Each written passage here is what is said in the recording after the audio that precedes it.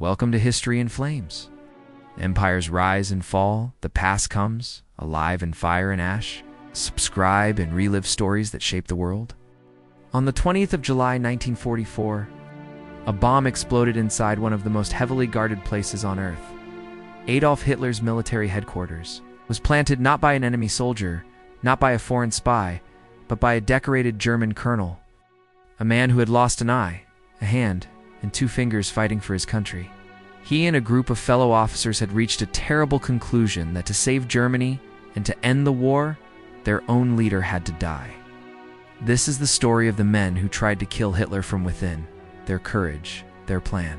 It's the price they paid when it failed. By the summer of 1944, the Second World War had turned decisively against Germany. The Allies had landed in Normandy. The Soviet army was advancing from the east. German cities were being bombed to ruins. And within the German military, a growing number of senior officers had come to a private, dangerous conclusion. The war could not be won. Their leader was driving the nation toward total destruction, and every day he remained in power, more lives, German and otherwise, would be lost. Some of these men decided they could no longer stay silent. What few people realized at the time was that opposition to Hitler had existed within the German military and government for years. Small networks of officers, diplomats, and officials had quietly discussed removing him from power. Earlier attempts had been planned and abandoned. Bombs that failed to detonate. Opportunities that slipped away. But as the war grew more desperate, this scattered resistance began to coalesce around a clear and final goal: assassination, followed by a takeover of the government. And it needed a leader bold enough to act. That leader emerged in the form of Colonel Claus von Stauffenberg. He was an aristocrat, a career soldier, and at first a supporter of the German military's ambitions. But what Stauffenberg witnessed during the war, the mass atrocities, the brutality, the senseless destruction, transformed him. He became convinced that the regime was a moral catastrophe that had to be stopped. Severely wounded in North Africa, where he lost an eye, his right hand, and 2 fingers of his left, Stauffenberg returned to Germany, not broken, but determined. He would put himself at the very center of the plot to kill Hitler. Stauffenberg's transformation did not happen overnight. Like many German officers, he had once believed the military could restore his nation's strength. But as the war progressed, he could no longer ignore what was being done in Germany's name. Reports of mass killings, the treatment of civilians and prisoners, the moral abyss into which his country was descending. For a man of his deep religious faith and sense of honor, it became unbearable. He came to believe that he had a duty not to his oath, but to humanity itself to act. In mid-1944, Stauffenberg was promoted to a position that would prove decisive. He became Chief of Staff to the Commander of the Reserve Army. This role gave him something almost no other conspirator had: regular, direct access to Hitler's military briefings. Stauffenberg would now be physically present in the same room as the man the resistance wanted to eliminate. The conspirators realized this was their moment. They had a willing man with the courage to act in exactly the right place. The plan now took its final shape. The plan had a name: Valkyrie. Ironically, Valkyrie was originally an official government plan approved by Hitler himself. It was designed to mobilize the reserve army to maintain order in the event of a national emergency or internal uprising. But the conspirators had secretly rewritten it. In their version, once Hitler was dead, Valkyrie would be triggered not to protect the regime, but to seize control of it. The army would arrest the regime's leadership, take control of cities, and a new government would sue for peace. It was audacious. Everything depended on one thing: Hitler had to die. Stauffenberg was the man who would plant the bomb, but he was far from alone. The conspiracy included generals, colonels, diplomats, and civilians. Men like General Ludwig Beck, a former army chief of staff who would serve as head of state; Karl Gordler, a former mayor who would become chancellor; General Friedrich Olbricht, who would help trigger Valkyrie from Berlin; Henning von Treskel, one of the earliest and most determined plotters. These were men of standing and reputation who had everything to lose. And they knew that if they failed, the punishment would be death, not only for them, but possibly for their families. Before the 20th of July, Stauffenberg had already come agonizingly close. On at least 2 earlier occasions in July 1944, He had carried a bomb into Hitler's presence, ready to act. But each time, the conditions were wrong. On one occasion, key figures the plotters also wanted to eliminate were not present, and the attempt was called off. The tension was unbearable. Each failed attempt risked exposure. Each day of delay cost more lives at the front. The conspirators knew they could not wait much longer.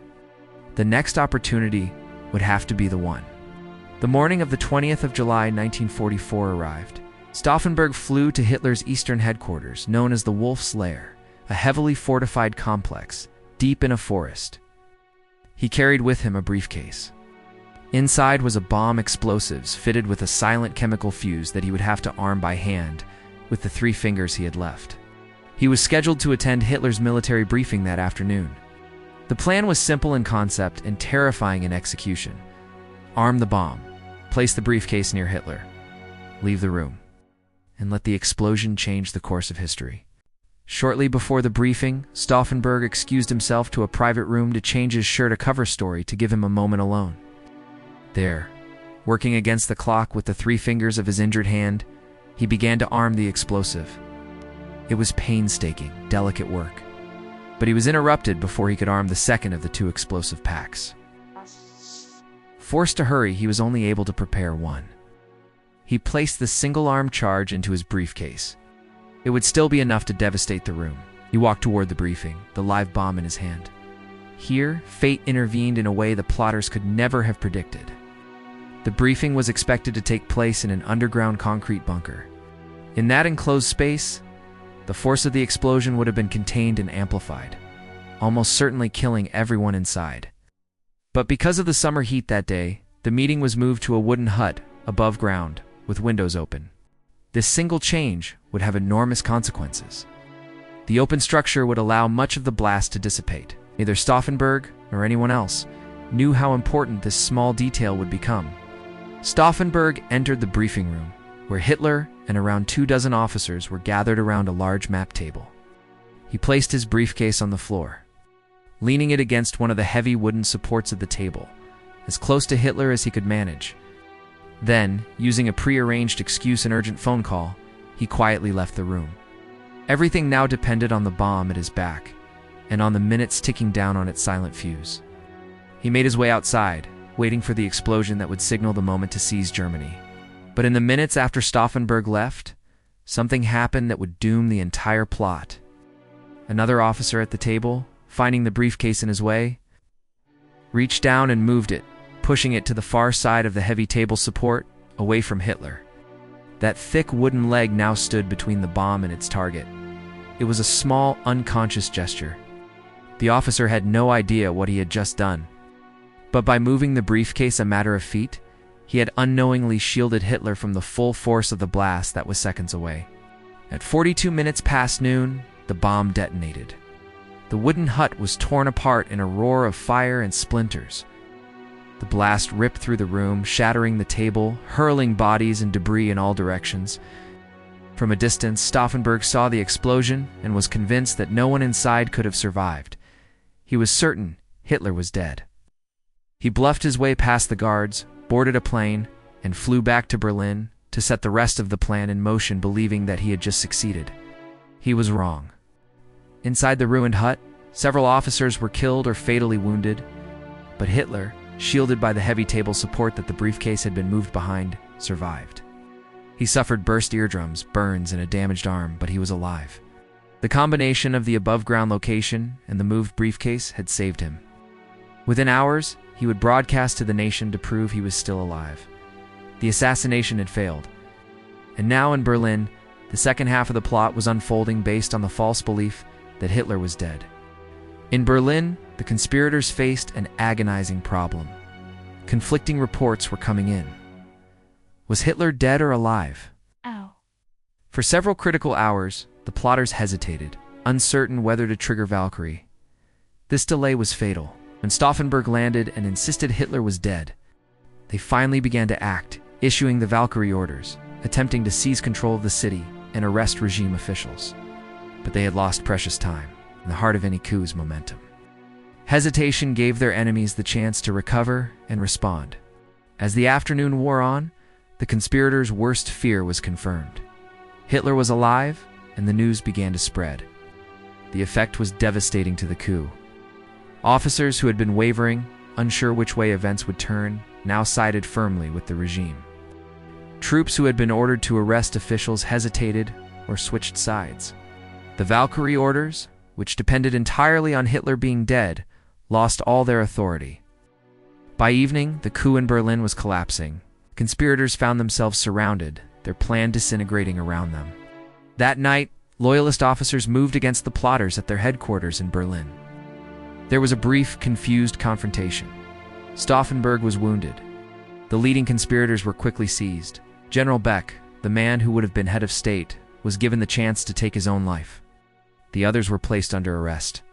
The man who commanded the reserve army, eager to prove his own loyalty and cover his knowledge of the plot, ordered an immediate summary execution of the central conspirators, partly to silence them before they could implicate him.